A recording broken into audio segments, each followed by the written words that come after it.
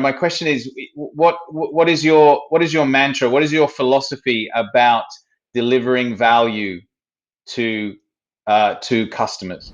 There is no single bullet whenever we speak with a customer. We just need to make sure that we know who we are talking to, right? And need to ensure that the message that we are bringing is matters for them, right? Like, for example, if I speak with the IT, they don't care about the HR value itself. If I speak with the HR, they don't care about the product security, right? So I just need to ensure that I know who I'm speaking with and what level, because the type of discussion will be different. If I speak with the director level, they don't care a little bit.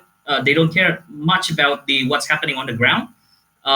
They think about very strategic things like getting the reports, dashboard, and all those things for them to make a strategic decision.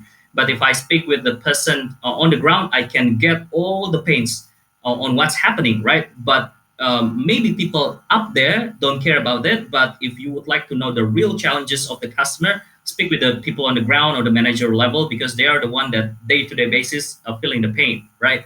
So I guess the most important thing is that know the person that you speak with,